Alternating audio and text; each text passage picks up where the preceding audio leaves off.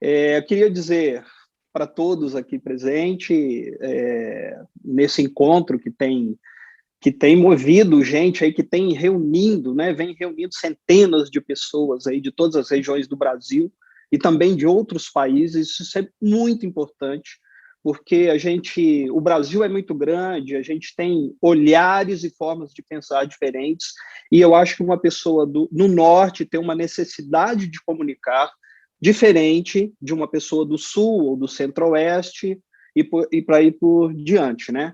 Antes de começar, eu quero agradecer, em especial, o convite muito gentil aí das professoras Sônia Seixas, a Nery Barros de Almeida, da Unicamp, e também do jornalista Matheus Schurtz. É uma honra participar desse evento, que eu acho assim muito necessário, né? Especialmente, a gente pode ver aí que nesses 3 dias, né, todos os debates, eles têm nos estimulado, provocado reflexões sobre nossas habilidades e também responsabilidades como comunicadores das mudanças climáticas, que não bastasse, né, o tamanho desse desafio, agora a gente ainda vê as mudanças climáticas somadas à crise sanitária, né?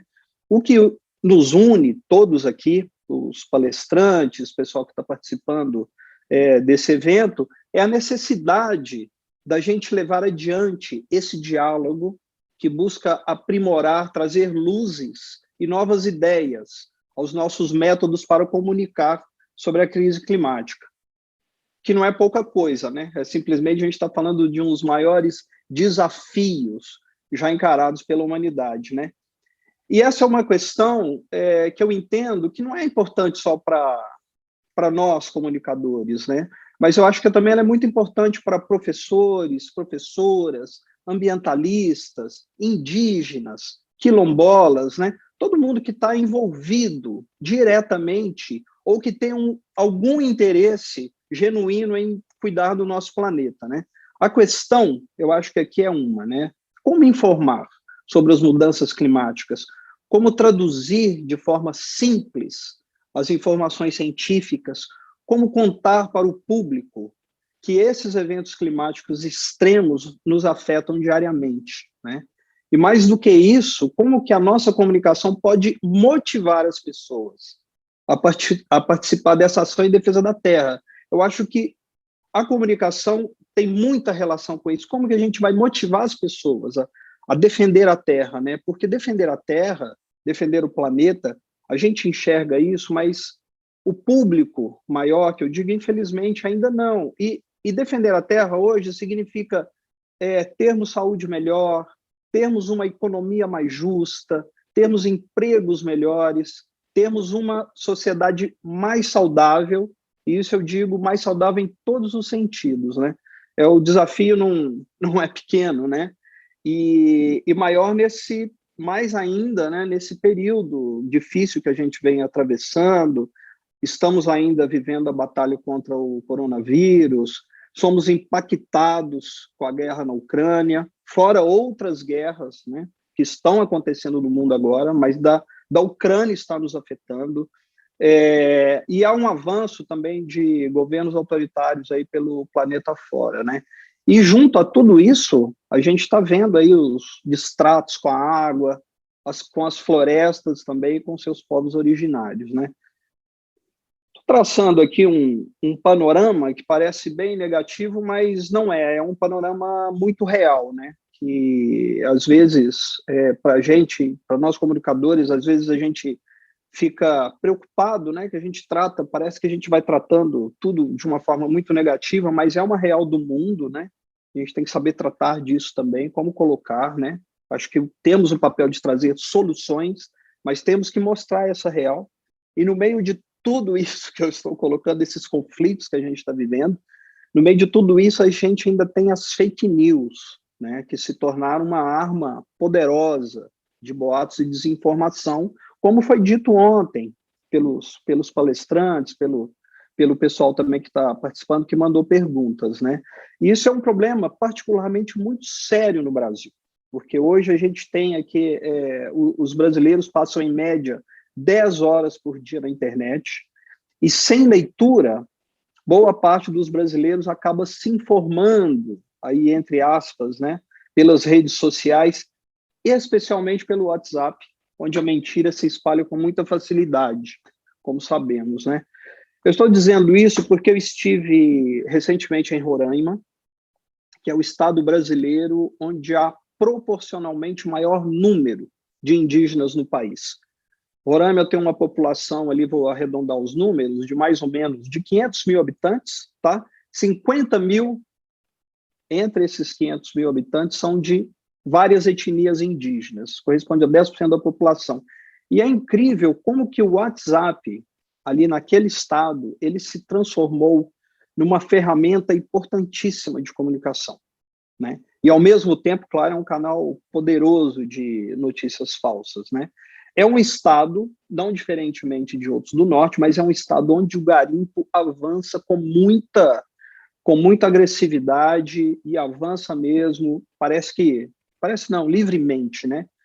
Um pouquinho antes da pandemia, quando eu estava lá num outro retorno a Roraima, eu estive por lá com o Davi Copenaua, o líder indígena Yanomami, e já naquela época, um pouquinho antes da pandemia, ele já estava alertando que existiam 20 mil garimpeiros dentro das terras indígenas Yanomami. E são terras onde vivem 27 mil indígenas, quer dizer, tinha 27 mil indígenas e 20 mil garimpeiros ali dentro daquela terra, né? Uma coisa assim absurda, porque isso durante a pandemia, enquanto todo mundo foi ficar dentro de casa para o vírus não ser espalhado, aquilo ali não parou, a gente sabe disso, né? Ficou famosa lá a triste frase do Salles, que era hora de se passar a boiada na Amazônia, né? E realmente estava passando e continua passando, isso não se interrompeu. Eu quero falar um pouquinho das minhas experiências pessoais, que eu acho que pode ser importante, já que estamos discutindo aqui como se dá a comunicação das emergências climáticas. Então, eu vou falar um pouquinho da minha experiência, porque a partir dela a gente pode, de repente, ter mais luzes para um debate, uma discussão, né? Eu estou há mais de 2 décadas envolvido com o meio ambiente, tá?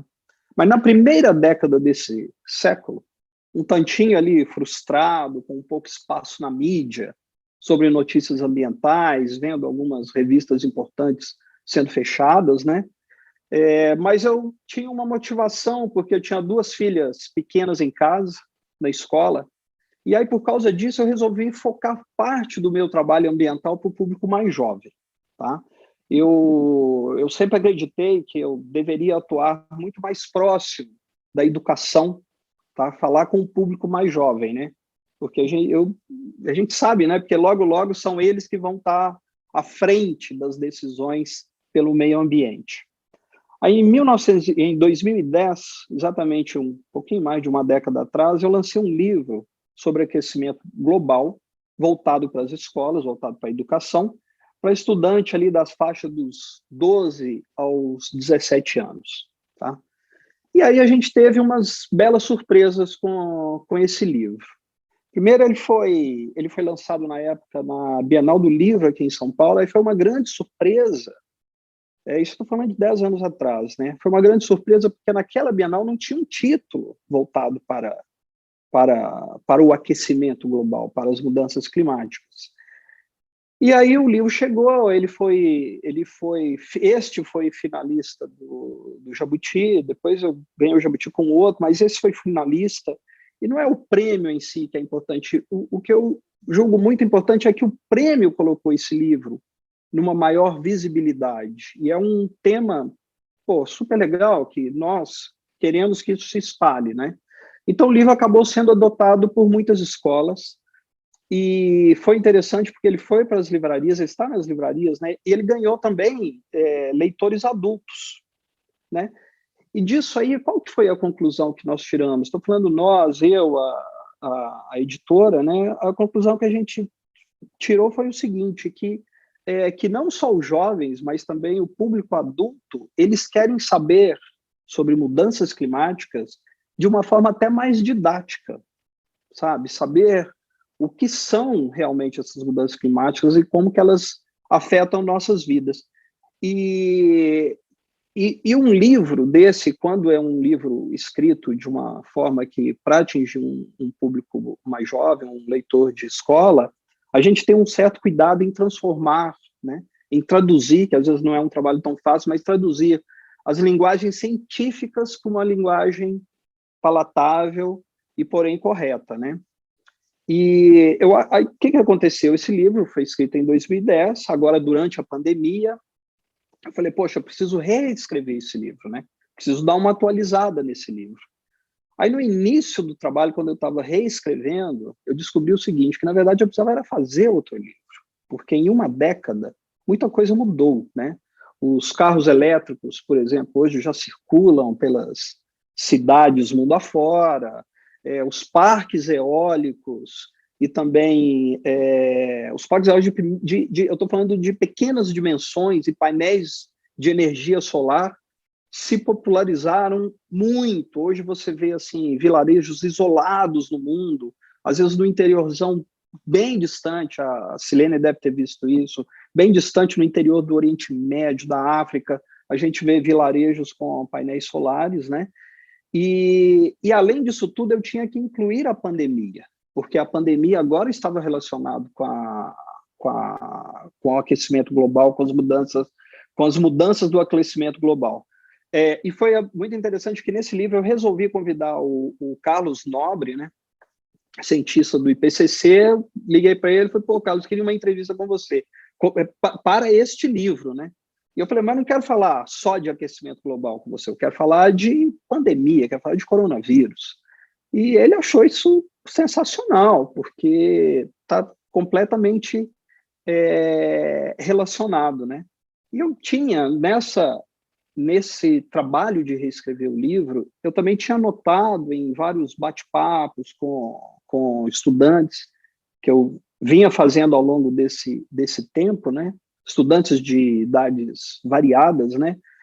Eu notei que eles assim ficavam muito interessados com o tema das crises climáticas quando a comunicação se relacionava diretamente com a comunidade deles, com a vida deles e às vezes até com as notícias que chegavam até eles, né? Notícias de rádio, de televisão, mas são notícias que às vezes a gente vê, mas talvez talvez uma falta de direcionamento editorial, até a Silene citou isso, que de fazer com que pautas do dia sejam sim relacionadas com os eventos climáticos.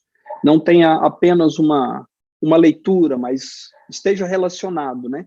E isso é o que eu chamo, que eu quis trabalhar nesse novo livro, o que eu chamo de interconectividade.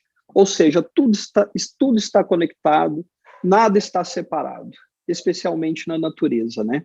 A propósito, meu livro se chama, estou falando dele, né? Ele se chama Terra sob Pressão, a Vida e a Saúde Humana na Era do Aquecimento Global. Ele vai ser lançado ainda nesse próximo semestre, aí nos próximos meses, pela editora Moderna.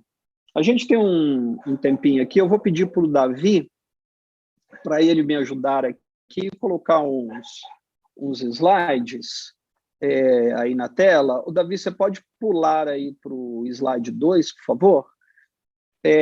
Como eu estou falando dessa interconectividade, estou querendo dizer o seguinte, a crise climática, né, saúde, preservação ambiental, endemias, epidemias, estão absolutamente ligadas, né?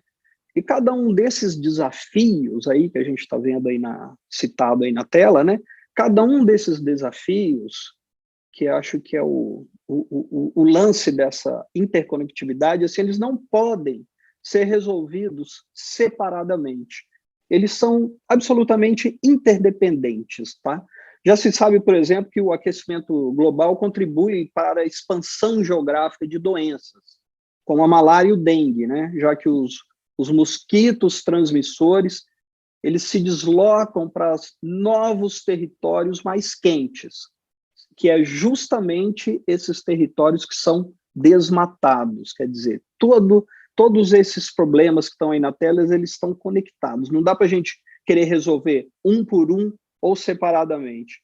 Aí no slide 3, por favor, Davi, se a gente for pensar nos grandes problemas hoje da atualidade, tá?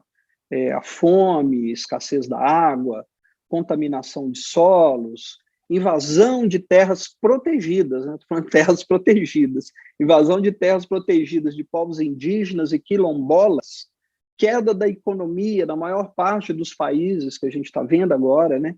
Todos esses problemas também, eles estão interligados.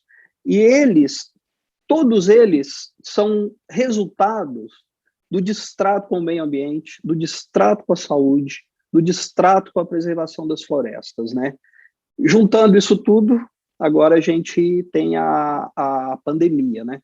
Uma pesquisa da Organização Mundial da Saúde, ela associou o desmatamento com doenças infecciosas emergentes.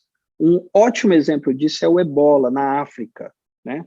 Uma epidemia que foi causada, que é causada ainda, né? Pela proximidade entre humanos e primatas portadores do vírus, né? A abertura de estradas nas florestas, né? Que é uma coisa que a gente vê muito aqui no Brasil, a gente sobrevoa a Amazônia e toda hora a gente vê uma estrada nova rasgando o interior da floresta. O problema não é só a estrada é um grande problema, mas não é só ela. As estradas, quando elas invadem as florestas, elas são uma via muito perigosa para a introdução de doenças, porque junto com as rodovias chega o tráfico de animais silvestres, chegam os madeireiros, chegam os garimpeiros, e chegam os grileiros, que tomam as terras, certo? E com eles, com essa turma toda, vem a derrubada de matas, depois da derrubada de mata vem os pastos, depois dos pastos vem os produtos químicos usados no solo, e com isso vem toda a poluição das águas. Vamos voltar, Davi, aí no slide 5, vamos voltar a falar sobre essas interconexões, e a gente vai entender que muita coisa que está relevante no mundo, apesar da gente não notar, ele está relacionado com as mudanças climáticas. Aí no slide 6, a guerra na Síria, tá? É uma guerra climática. A Silene estava falando aí, falou muito bem sobre esse problema que acontece na Síria, e eu vou lembrar o seguinte, eu vou voltar a esse caso da Síria, porque eu acho um caso muito interessante para falar. A seca mais recente que aconteceu na Síria, ela começou ali por volta de 2006, 2007, e ela prosseguiu até 2010. Foi a pior seca no país em 900 anos. E essa seca, ela devastou as terras aráveis da Síria. E nesse período, mais de 1,5 milhão de agricultores, eles foram buscar ocupação nas cidades. Quem ficou no campo, empobrecido, com a terra seca, com a falta de água, e que teve a consequente alta no preço dos alimentos, essas pessoas que ficaram empobrecidas, elas viraram alvo fácil para o Estado Islâmico, recrutando soldados e terroristas. Pode passar o próximo, Davi, por favor? Esse colapso climático que a Síria viveu, ele amplificou a crise política por lá, que já existia, ele amplificou. No slide 8, a gente vê aí dados da Anistia Internacional, né? Desde a última seca na Síria, quase 7 milhões de sírios se deslocaram pelo país. E outros 5 milhões já fugiram por lá, foram para outros países, os países vizinhos, por exemplo. Talvez esses números, Silene, eles sejam um pouquinho diferentes, dependendo da fonte, né? Esse é um dado da Anistia Internacional. E as previsões, elas apontam que em 2050 a gente vai ter 1 bilhão de pessoas, 1 bilhão de refugiados ambientais, tá? Eu estou usando esse termo refugiados ambientais, como alguns institutos usam, porque são pessoas que são tiradas das suas terras, né? São tiradas de seus países e vão para outros lugares, né? Aqui no Brasil a gente já está assistindo um pouquinho disso, a gente tem, não sei porquê, a gente não se fala muito, mas nós temos assim a Paraíba, o estado da Paraíba, que hoje é o estado que mais sofre com a desertificação. A gente tem 94% do estado da Paraíba já em estado de degradação do solo, e isso significa o seguinte: isso é um fenômeno que não tem mais retorno. Ele pode ser ali, fazer alguma coisa para ele não tomar o estado inteiro, mas já é algo que não tem mais, digamos assim, não tem mais jeito, né? E aquilo ali vai estar provocando uma saída de pessoas, porque você não tem mais condição de viver num lugar como esse.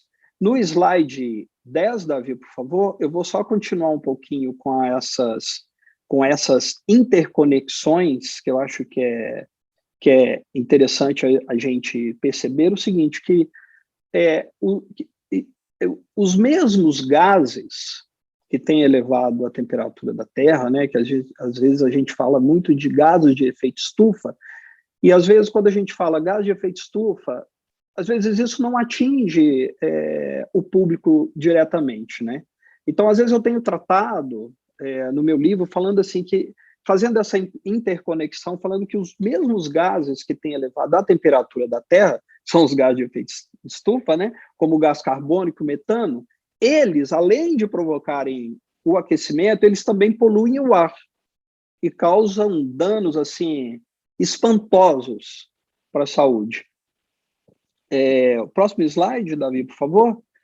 A poluição do ar, né, que tem como origem principal a queima de combustíveis fósseis, né, ele mata de forma prematura hoje cerca de 7 milhões de pessoas no mundo.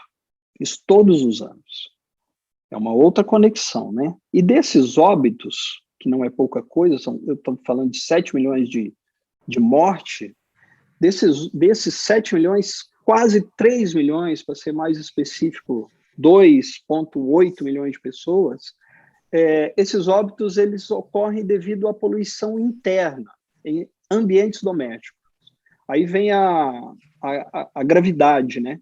Porque ainda hoje, quase metade da população global cozinha e aquece suas casas com combustíveis sólidos, usando madeira, esterco, resíduos agrícolas e carvão. Se a gente for puxar isso para o Brasil, que é um caso seríssimo da nossa saúde, no Brasil, com preço altíssimo aí do botijão de gás, que já passou dos R$ 100 faz tempo, né? A gente tem botijão hoje 130, 140, 150, 160 reais, né? Eu tenho amigos que moram numa ilha no Pará, na Amazônia, em Algodoal, eles estão pagando lá 160, 170 reais por um botijão, uma família que tem 12 pessoas, né? Você imagina, né?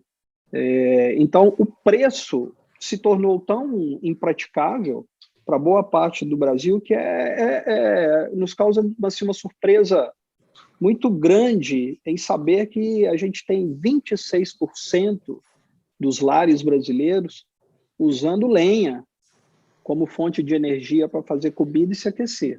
E muita gente que às vezes compra o botijão de gás, usa o botijão de gás para fazer uma comida que é mais demorada. Quando é mais rápida, vai para lenha. E isso é surpreendente a gente saber disso, né? E essa poluição do ar, principalmente essa poluição que é causada internamente nas casas, que aí a gente não vê, né? Ele tem um alto teor de risco à saúde, porque as pessoas que contraem esses problemas, elas entram na conta das doenças pulmonares, do câncer, infecções respiratórias, asmas, problemas cardiorrespiratórios enormes, né? E dentro ainda dessa interconexão toda, essa poluição do ar, ela também está afetando os padrões de chuva, que por sua vez está reduzindo o rendimento da luz solar, que por sua vez está diminuindo o rendimento das plantações. E quando tem isso tudo interligado, a biodiversidade é desequilibrada, né? E um desequilíbrio, como vemos hoje, atinge todos nós, né? Eu queria, está quase terminando, eu queria ir para o slide 12, rapidamente. Acho que você podia tentar... Eu vou só encerrar, Lúcia, aqui em 1 minuto, que eu falei desse meu olhar, que eu acabei voltando para jovens, para a educação. Há 2 semanas atrás, o El País da Espanha fez uma matéria muito interessante, era uma reportagem sobre os movimentos juvenis pelo meio ambiente, que estão surgindo ao redor do mundo. A gente sabe que muitos deles nasceram inspirados lá pelas greves climáticas, que foram incentivados pela jovem ativista Greta Thunberg, né? Mas o que é mais interessante é o seguinte, que já existiam outros movimentos muito antes da Greta, principalmente no hemisfério sul. E esses movimentos são liderados por jovens comprometidos com o ambientalismo, que mistura pequenas ações cotidianas, conscientização das comunidades locais e um ativismo muito forte nas redes sociais, tá? Eu queria destacar o seguinte, que o importante é o seguinte, que esses jovens que estão apontados pelo El País, eles têm menos de 25 anos de idade, tá? E muitos deles estão nas faixas dos 12, 15 anos de idade. Ou seja, isso aí eu acho que é uma reflexão importante para a gente, como foi apontado ontem. Você também, Lúcia, falou logo no início aí da abertura do evento de hoje. A gente precisa, você estava falando que a gente precisa se comunicar mais com os indígenas, com os quilombolas, né? E a isso eu somo o seguinte, a gente também tem que aprender a comunicar com esse público jovem, aprender a falar com eles e, especialmente, mais do que falar, aprender a ouvi-los, porque eles têm muito a somar com a forma que a gente vai comunicar, com as estratégias que a gente quer usar para que a nossa comunicação seja cada vez mais ampla e, especialmente, mais clara para o público, que a gente tem que falar, tem que comunicar e tem que alertar que as mudanças climáticas são, sim, muito perigosas. Ela coloca em risco, não estou nem falando da humanidade, ela coloca em risco o planeta e todo tipo de vida que nós conhecemos e nós temos nesse planeta que é tão imenso, forte, mas tão delicado. É isso que eu queria colocar. Obrigado.